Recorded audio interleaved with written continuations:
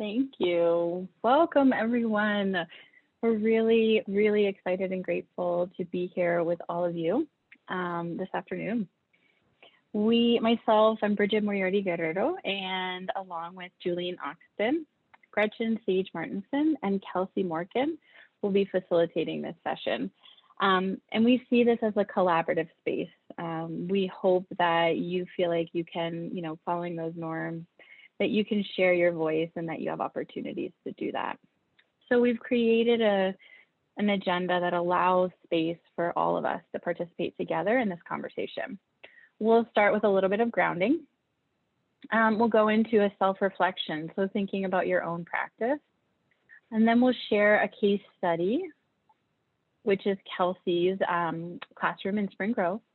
And then we'll ask to wrap up with some next steps where we think about, what are some things based on this session and just based on your own experience that you think you could kind of commit to or make a next step for in this work.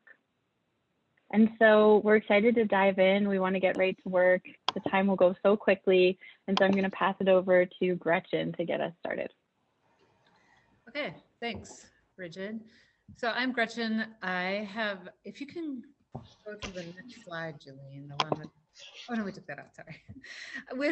Along with Julene and Bridget, we have been working together for a year. We got together a year ago and started teaching this course through Hamlin on really raising racial consciousness in predominantly white spaces as became. And as we sat together and tried to figure out how do we take what we've been talking about for a year and shape it into an hour, we had a number of discussions, and this is what we came up with, so we hope it works. One thing we wanted to talk about was that as we learn through these things, as we move through this and talk about this stuff, just to pay attention to your own reactions. And something I've learned from a colleague is if I ever start to get defensive, she tells me that's the time I really got to start paying attention because I'm about to learn something. So just to take that defensiveness and use it to figure out what is it you're about to learn. So we were going to dive in with one article that we decided just to give you a quote here, coming up in a slide or two, that really is looking at like why does this work need to be done in predominantly white spaces. And one of the reasons is that I saw a stat, and I think it was from 2017, that said it's only 6% of white students go to school that are in schools that are 75% or more students of color. And so a lot of these white students are in predominantly white spaces. And what we've been thinking about is if they're just in these spaces and they're not looking at the history of systemic racism in the United States, and if that's not a big part of their curriculum and their work, then we're creating an achievement gap and a learning gap, and we're, for these kids and these white students, are really becoming, as she says here's a quote from this article we were going to use that says, simply, this time, after you take off your Black Lives Matter t-shirt and recycle your protest signs, don't go back into black spaces with your usual bullshit. Sorry for swearing. This time, if you really want to make a difference in Black life and not have to protest this shit all again, go reform the white kids. And in that article, which we've linked there, that I do recommend reading, she goes on to talk about how the learning gap and the achievement gap is really where anytime you have a student that grows up and he's never or she is never confronted with how they benefit from the racist violence in our world and the systemic racism, then that student is the student who's really behind in their learning. And that's the student we need to work to level up, to get on the page here with what's really going on in our school systems and in the United States. And from there, we went and we've been introduced to the work of Io Megwood, and she really caught my attention with this thought of conversations in classrooms should not be debates. There are things you should just not be debating with students about, is there systemic racism? That's just not a conversation that needs to be had. That's not debatable, but they should have these we should open up the space for deliberation. And we're talking more about what are we going to do about this? And I love the fact that she pointed out that the word deliberate has the word liberate right in it. And so it just gives me such a better feeling about conversations between students and this debate, which is all about, I'm going to win and you're going to submit to my point of view. So that's kind of the headspace we want to go into this deliberation of what do we do and how do we help these students grow and learn. Um, um, and so how we're going to do that, and she has another thought. Well, this article we're going to read is called The Moderate Teacher. So it's not the Take Your School Reform to White Kids. That is one we suggest you read on your own. It's linked in the slide deck that's in the chat. But we're going to move into this, how moderate teachers perpetuate education oppression, because I think there's some stuff in here that we can talk about, like what are we doing as teachers if we're teaching in spaces, especially with mostly predominantly white students? What are we doing that's moderate, that we're not moving this conversation forward with white students? And something that really caught my attention that we'll get to in just a second as we start reading this is that, oh no, I lost my spot. Oh, this idea of maintaining the status quo or maintaining this feeling of negative peace at the risk of uh, really turning things up and having conversations that are going to be harder for students. So what we're going to do is we're going to read this article together. I'm going to start out. Bridget and Julene are going to jump in so you don't have to hear my voice this whole time. And then we're going to break out into groups to discuss it, and have some thoughts about it. And in the breakout rooms, it's going to be like, where did you see yourself in this article, and what kind of moderate teaching practices might you be doing? Because I know I saw myself in this article for sure. So if we could pop up that article, and we're just going to get into it.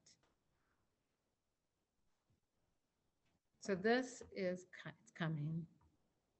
Because if you're like me, I got to hear it and I got to see it. I can't focus if I'm just listening. So if you could pop up the text there, Julian, that would be great.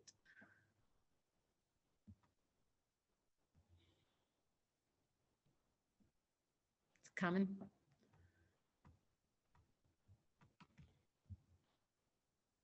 Uh-oh. Bridget, we can't hear you.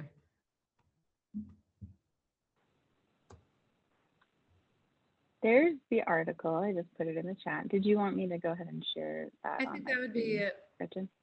If you can open it on your own screen, and if that is something you need, that's great. But if we could share it here, that would be, I think if you're on your phone or something, it's easier.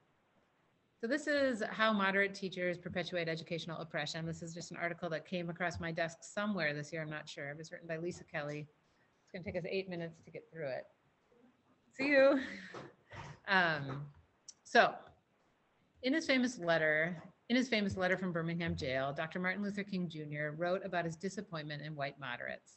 I have almost reached the regrettable conclusion that the Negro's greatest stumbling block in his stride toward freedom is the white moderate, who is more devoted to order than to justice, who prefers a negative peace, which is the absence of tension, to a positive peace, which is the presence of justice.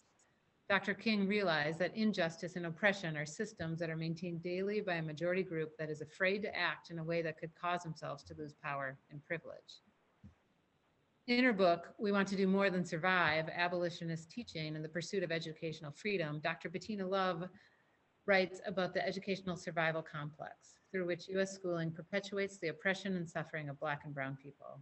She explains it by writing, the educational survival complex, in which students are left learning to merely survive, learning how schools mimic the world they live in, thus making schools a training site for a life of exhaustion. Dr. Love realizes that U.S. schooling reproduces whiteness or the status quo of the settler colonialist nation, and the necessary solution is abolition of the system for the freedom of dark children. To put these ideas together, I posit that the greatest stumbling block Black and Brown students and educators have to abolition of the racist, sexist, heteronormative, xenophobic, and generally oppressive educational system is the white moderate teacher. The white moderate teacher isn't always white. It's a moderate teacher more devoted to maintaining the educational negative piece of the status quo, order of standardized testing and policing of Black and Brown bodies, rather than the tension of fighting for abolition of the schooling system. The moderate teacher has been thoroughly socialized through the U.S. schooling system. A university degree is literally required to hold the position. It is not surprising that the schooling has taught moderate teachers to reproduce the system and indoctrinate students into whiteness. The moderate teacher has been so thoroughly institutionalized by schooling that they perpetuate the institution onto their students. The moderate teacher can often speak the lingo of radical ideology and theory, but weaponizes it against students to continue to make them comply and produce and become citizens of a standardized capitalist society. I was on a panel for a podcast by the abolitionist educational organization Free Minds, Free People when a comrade named Awo Okekor R.E. Price opened with, "We love children because they are closest to their humanity." My comrade said this casually, as though it weren't an earth-shattering statement, and it blew my mind. It led me to ask the question, why are adults further from their humanity? And my answer to this question is schooling. US schooling is a process of dehumanization, and I, as a teacher, am complicit in that dehumanizing. That's why many people, especially people of color, talk about the unlearning they have to do as adults in order to learn about themselves, their culture, and feel closer to their own humanity.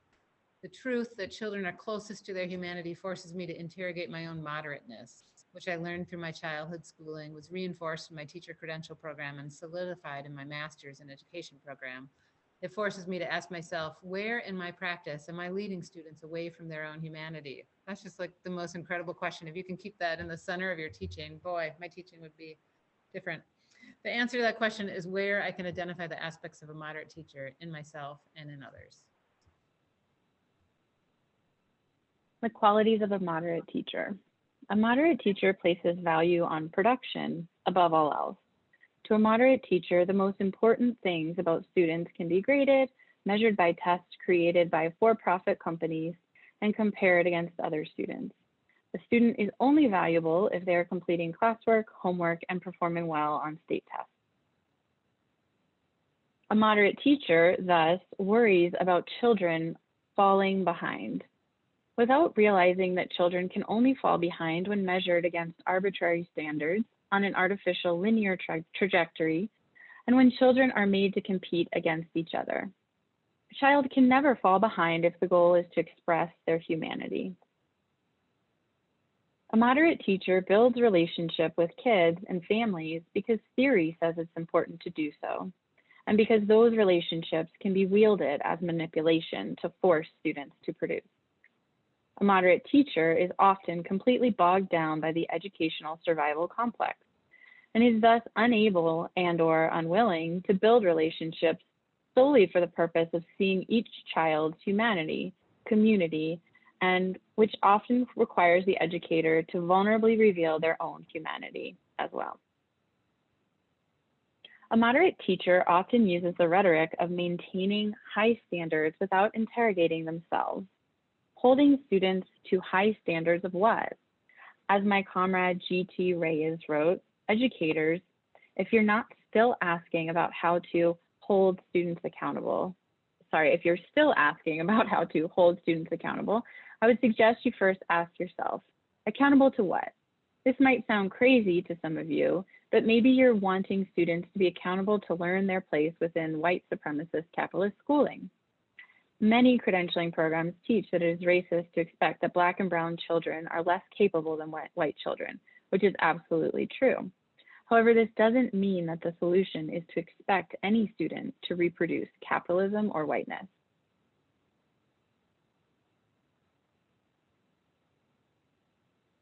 Oh, I think I'm gonna keep going. An example of moderate teaching couched in social justice terms is school uniforms. Often schools that require uniforms are entrusted with the care of bodies and spirits of poor Black and brown students.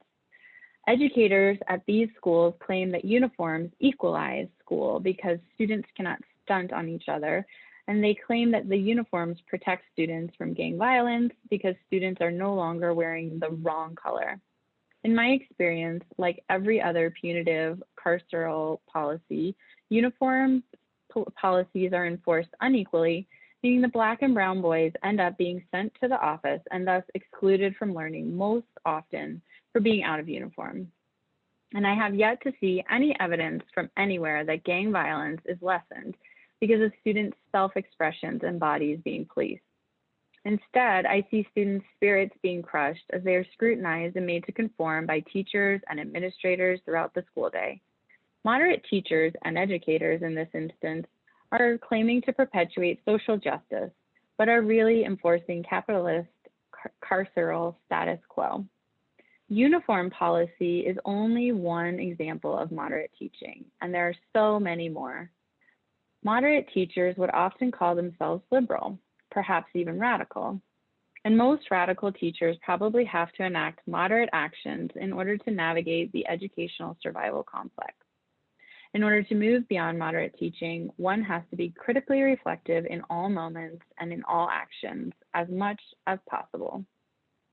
One of the interesting things about this pandemic is that I, personally, have been privileged enough to step a small bit away from the educational survival complex, long enough to study more radical theory and ideas, and to do what Dr. Love calls freedom dreaming, and have the mind space to critically analyze my own practice.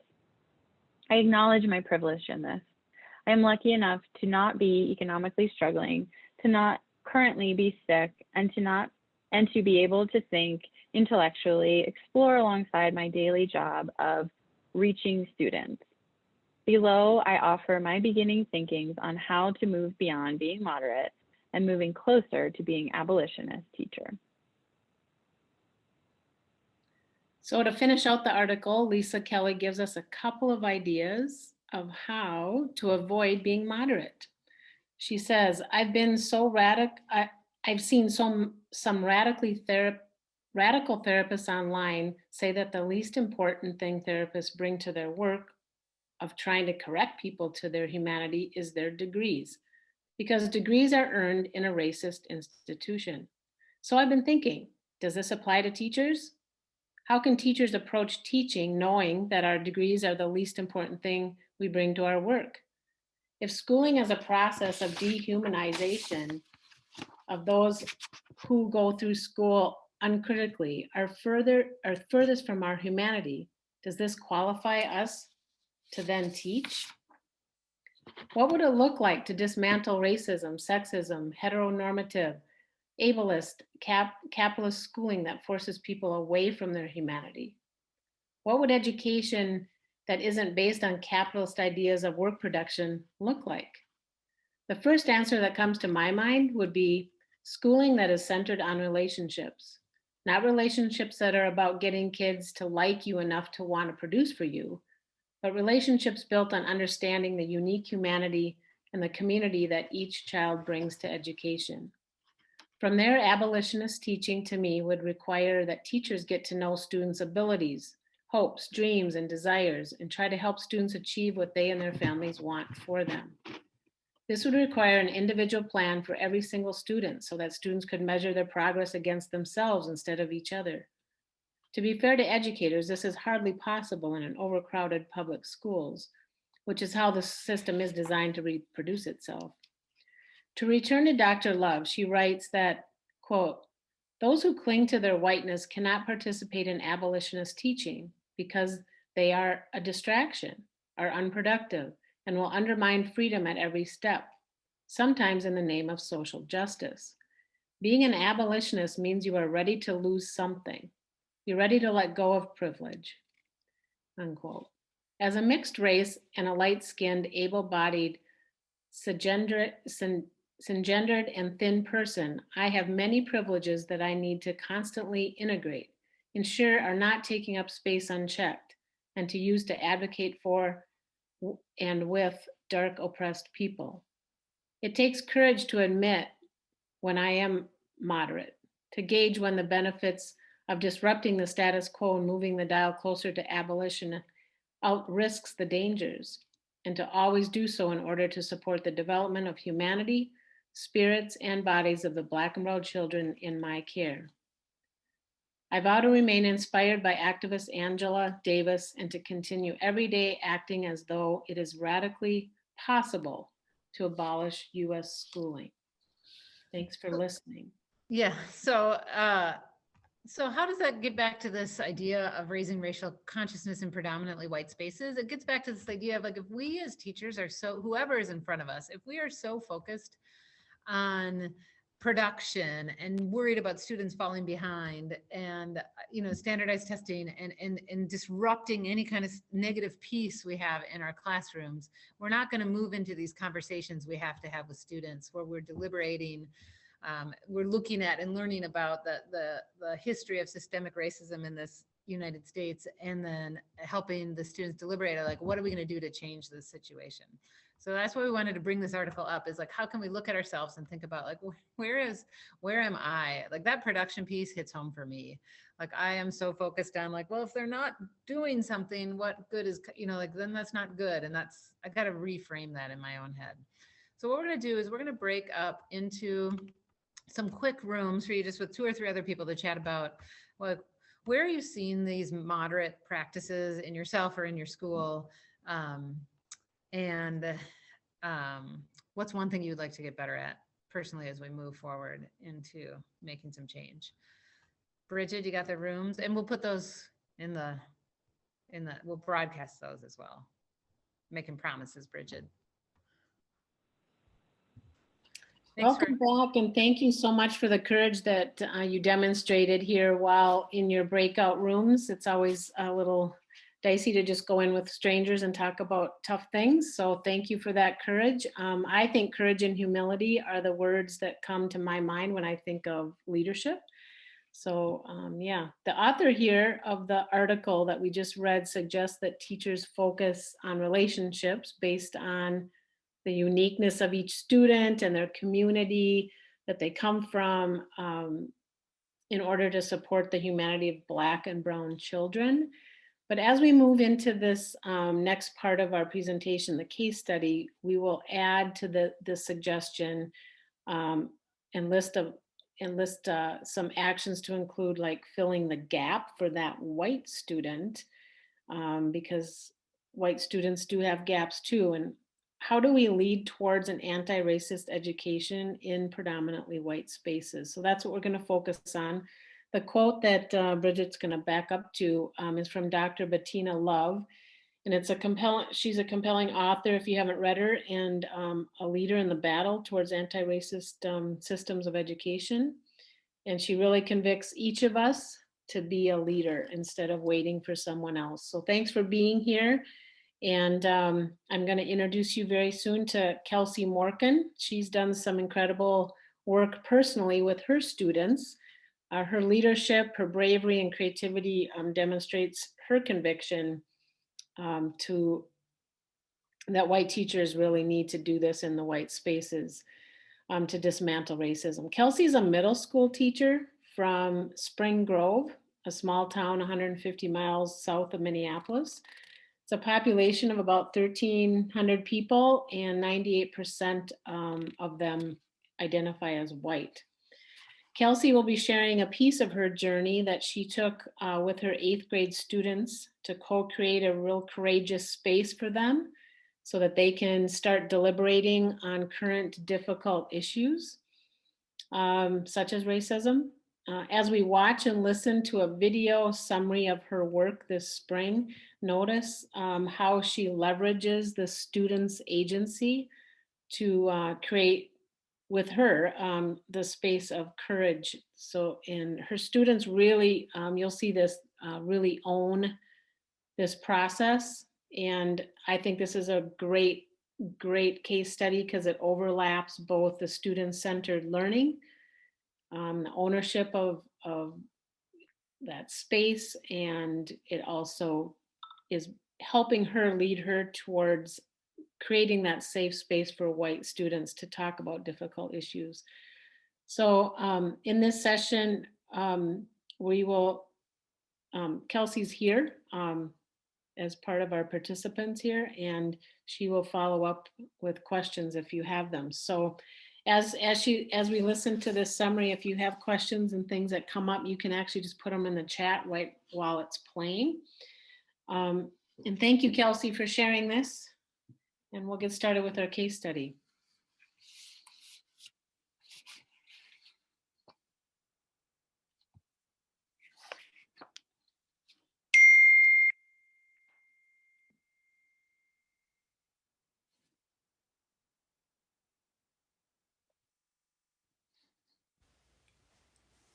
When beginning to think about our spring problem of practice for the culturally relevant student-centered course, I had in the past gravitated toward the student-centeredness of this course. And I have really had kind of shied away from the culturally relevant pieces that we've been learning about. And I felt like in order for myself to grow, I needed to be a little bit more uncomfortable, and I needed to try to dive into that area a little bit more. And so that's what I chose to do with our problem of practice for this spring. We had created something prior to this class called the Community of Inquiry, and it was for my 8th grade students, and we had some extra time in our day. And so we decided to create this Community of Inquiry time where our students could really dive into some different types of media, such as articles or podcasts or videos or something, and then come together and have some discussions about it. Working through all these ideas, I came up with how might I create conditions where the students feel they can best learn about themselves and our world in order to contribute to our community. And through this problem of practice, I felt like the students would be able to focus on their identity, having ownership and agency as we're working with real world relevance, as well as including some foundational needs met. Also, in the Ready for Rigor framework, I felt like this problem of practice would allow us to be working within the awareness category as well as information processing, and heavily looking at the community of learners and learning environment that we're creating.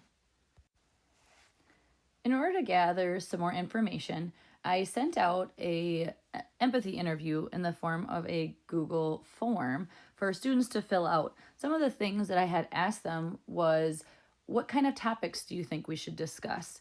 And how safe do you feel in the previous discussions that we've had within our classroom? And what would maybe make this community of inquiry time better? Since the students had been practicing this since the beginning of second semester, we really were able to have a little bit of some experiences with this before I got into actually making this my problem of practice. And here's a few questions that you'll notice. How do you feel, or do you feel safe within this time? And how open do you feel like you are to other people's perspectives? And all of these different questions I kind of asked after meeting with Julene. We would think about, well, how can we help the students feel safer to have these deep discussions? And how can we figure out a way for them to know if they're doing a good job or not? Which then kind of led us to the actual problem of practice, or the tool that we ended up creating, the students and I, in order for us to feel like we can have a successful community of inquiry time, and for the students to be able to assess themselves. And after meeting with Julene, we were able to come up with the idea of, well, what if we create a reflection tool that would help the students to understand sort of what's expected of them, and allow them to reflect on our discussion and rate themselves as we progress through this community of inquiry time, and as we at different times maybe get into some situations or some uncomfortable times or topics that the students might feel unsafe or uncomfortable discussing. So I decided to do a silent write and pass. And so instead of having a whole group discussion, I thought maybe we could get some more student voice involved in creating this tool on asking them some questions like, what does this community of inquiry time look like when we're in a discussion? What should you be doing? What should it feel like? What should it sound like? And so what we did first was we had the students write one of those answers down quietly and then pass it around the table. And so we just kept adding to these lists. And then after we had created these lists, then I had the students kind of go to different groups and look at what other groups had written, head back to theirs to see if they could add anything, or if those ideas kind of sparked a different thought in their mind. The students came up with a lot of great ideas, and when I analyzed all the different ideas that they had came up with, I was able to narrow it down to basically 5 big areas. The students mentioned in their I call them their orange sheet, in their yellow sheet, I guess we should say, that they thought engagement was important. And that was one of the things. They thought that we should use evidence when we're making points in this discussion that we were having. They mentioned that respecting others and others' opinions is something that was also very important, as well as being a good listener or a diligent listener. And the last thing that they mentioned was that seeking other perspectives is something that we should also try to do while we're in this community of inquiry time. So what I did next is I took that information and I created what I call like the bare bones of this reflection tool. And we came up with a goal statement, sort of. That's what you can notice on the top here, that our community of inquiry will strive to gain a better understanding of ourselves and topics in our lives while using evidence and logic to create common ground and learn from other perspectives. So we discussed that as a group, how we would try to live out that goal when we were all the time, I guess, but specifically when we were in our community of inquiry time. I gave the students this, what I call the bare bones, and they had to work in a group to fill in what does that look like on the different levels. So engagement, what does engagement look like to you if it's developing? What does engagement look like to you if it's processing or if it's advanced? And so each group took this and worked with their group to figure out what would that look like in their eyes. So this is our prototype that the students and I came up with. I took all their ideas from their work in their groups and I put them into each of the different levels. Gave it back to the students to let them look it over to see if there's any changes they'd like to make. And this is where we landed on this prototype. So our next job was to take our prototype, our reflection tool that we have made, and actually put it into practice. And so we started with an article that was not very heavy, I could call it, I guess. I knew on purpose I didn't really like to invoke a lot of strong feeling yet, because I just really wanted us to practice using this reflection tool kind of as the focus. And so I gave the students the tool, and then on the back we actually kind of created a quick little graphic organizer to help them organize their ideas as they were working with this material. And then they could also reference this rubric or this reflection tool as we were having our discussions, knowing that when they were done, they were going to have to rate themselves in each of these 5 categories. After I had them rate themselves after our discussion, and they went ahead and filled out their rubric and wrote in some of their takeaways, they thought about, okay, after this discussion or deliberation we had today, where should we go next? And when I had them finish that, I did a quick Menti to get a little feedback from them again. And how did you feel about yourself when you filled out this reflection? And do you think that this tool was helpful to you, or do you think it could help you in your deliberation in the future? And all of the results were very interesting. Almost everybody believed that this tool is something that could help them to stay focused with their discussion and do a better job of trying to come to common ground or listening for perspectives. Most of our students felt really good about themselves, or pretty good about themselves, while filling it out. And that's some of the feedback that we got here. After taking some time to reflect myself on this process and on the reflection tool we've created, I'm excited to see what this community of inquiry time can grow into. It didn't end up being the heavily culturally discussions or getting really into some evidence and showing some things or having some discussions that we had in our class yet. But I do feel like all these steps that we have been through have allowed us to create this really awesome foundation that will be able to and allow our students to feel safer and understanding their experiences and other perspectives, working together to create a common ground, allowing students to be able to deliberate with other students without it becoming a major debate or a very polarizing experience. And so all those things I think take a lot of time, and this is a very small, tiny piece, but I think it was a really important and great step to go through with the students in order for us to allow us to have some of those deeper discussions in the future.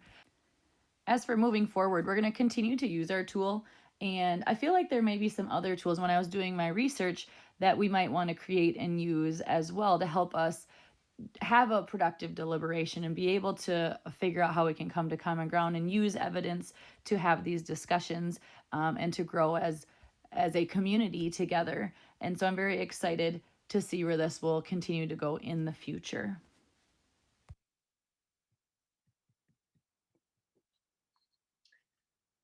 Thank you, Kelsey. When beginning to think about our...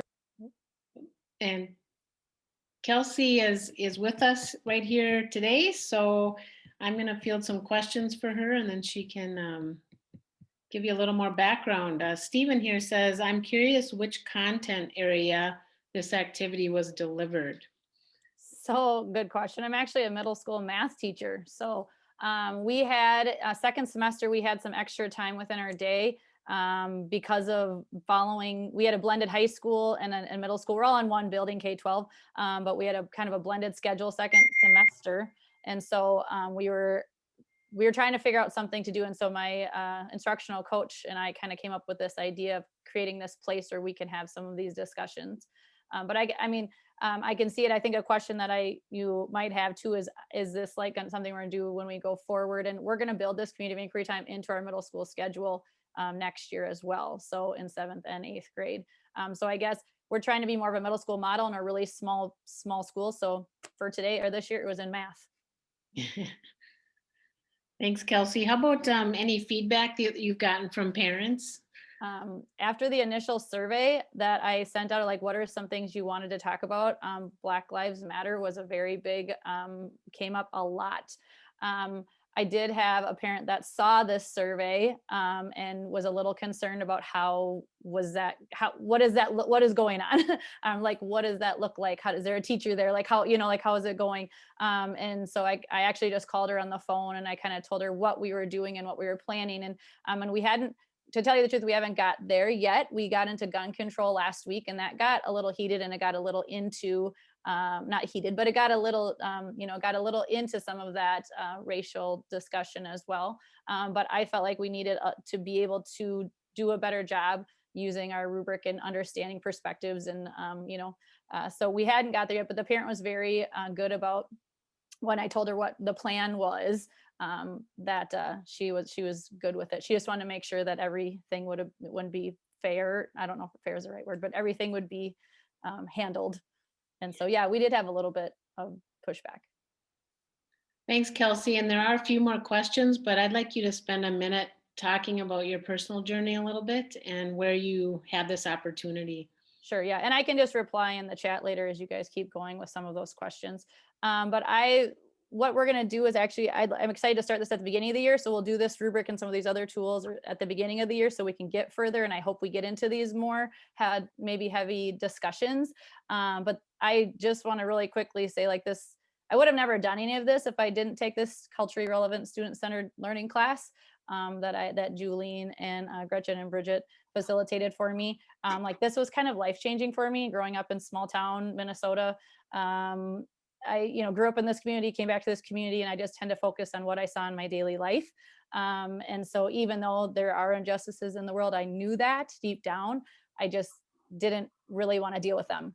I'm like a Disney, my husband makes fun of me, I'm like a Disney movie person. Like, I just like happiness. And so I didn't see it on the daily. And so after going through this class, it was very eye-opening. And I really was able, maybe as a 36-year-old, I was able to connect with this material better. But I think that it gave me a lot of time, space and time to reflect on all these, especially the racial situations that we have. And my goal now is to continue to work in solidarity with some of these great people that I met. And we can hopefully be co-conspirators, like Dr. Love says. And so we can start here.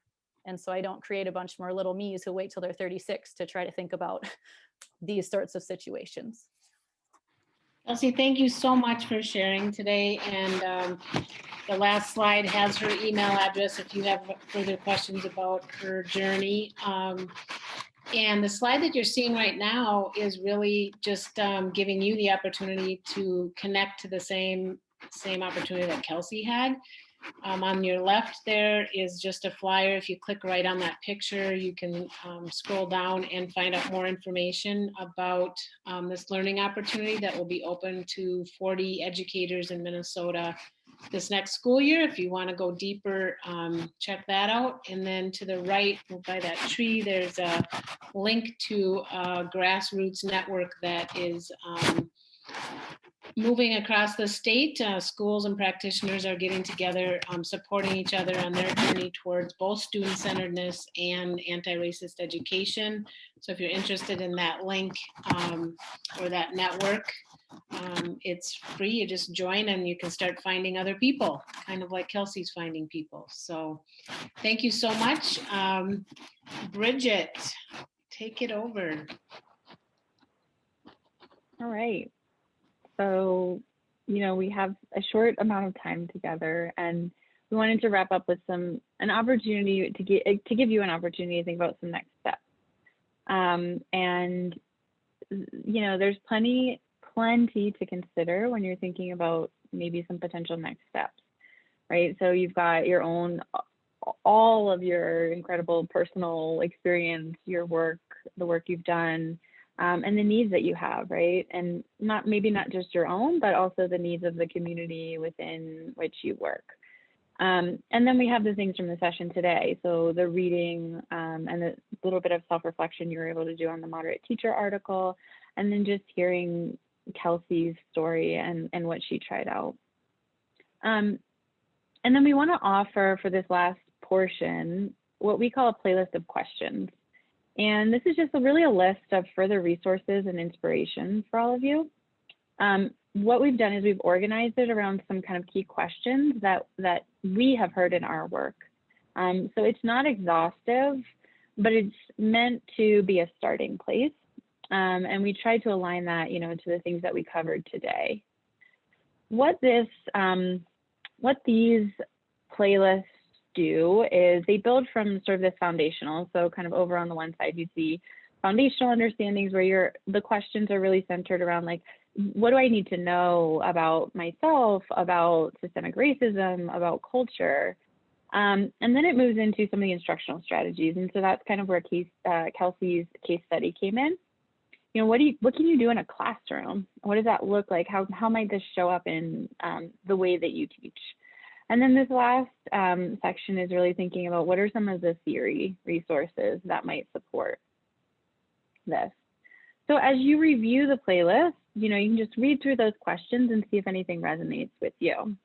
And then go ahead and click on everything there. You can click on everything and be taken right directly to those links. But then the other thing we invite you to do is there's a couple of slides after those three that are empty. And so we really want to invite you to share any resources that you have that you've found really valuable to your work or to some of your colleagues' work, or anything that you think could benefit this group. And then if there are other questions that are coming up for you, add those in as well. So, like we said, this is not exhaustive, and we really want to understand and capture what are the things that you're thinking about and what are the things you need. So before we kind of give you a few minutes of independent time to look through that, I wanted to just pull out a couple of examples. So the first one is from that foundational, and it's really, what do I need to know about myself? So when we start, a lot of times when you start to think about this work, you're asked to really reflect on yourself. And a tool that we have found really helpful from an organization called Racial Healing Allies is this tool called a racial autobiography. And so again, the link is there. When you click on it, it's just really a protocol with a set of kind of questions and prompts to help you be able to create your own. And while it's really helpful to create your own and really look at your own journey with race, it's likely just as important for you to also look at other people's, right? And so in our coursework, we shared with one another, but in that tool, there's also a number of examples that are shared with you. And so really, again, that's being able to take perspective of others and really looking at, the multitude of lived experiences with race and being able to understand that from a different perspective. Then the other, another one I wanted to share is around the history of inequity.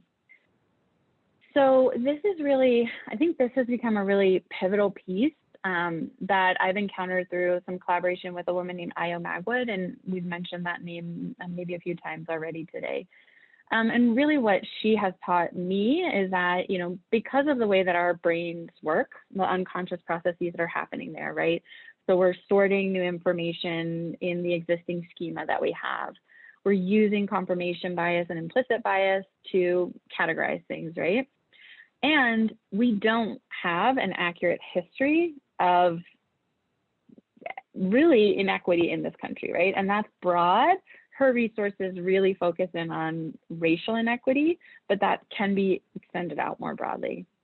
And so she really asks, you know, us to start from the beginning and really reteach ourselves the history that we need to know and understand so that we have different things to attach, you know, our present day information that we're receiving to.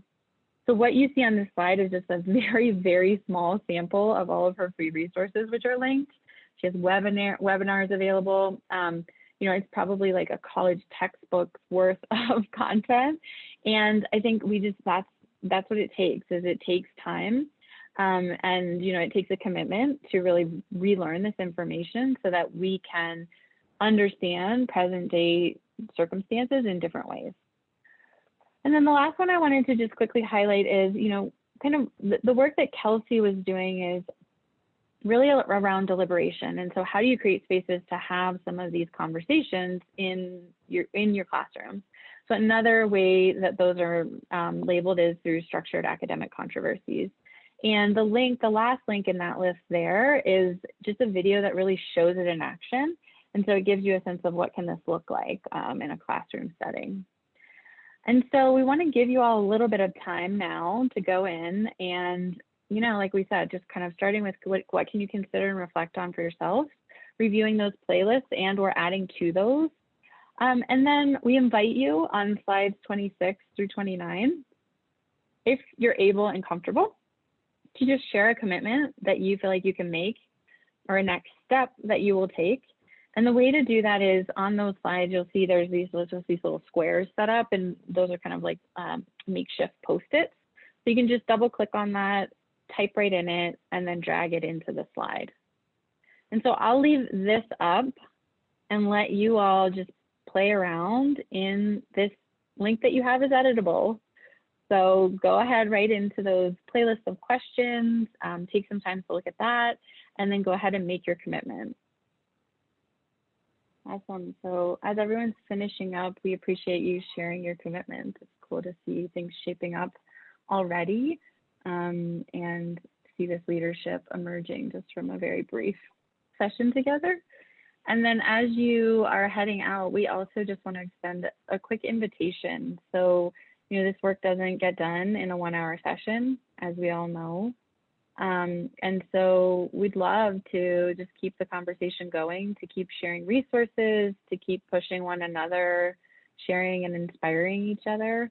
So I will also share a link in the chat where you can just let us know if you're interested in a really informal, like once a quarter meetup, just to kind of keep talking about this and trying to work on this together. So thanks again, everyone, for joining.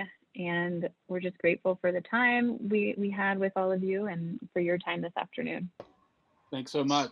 Thank you, everyone. Be sure to fill out the survey in the chat. Mm-hmm.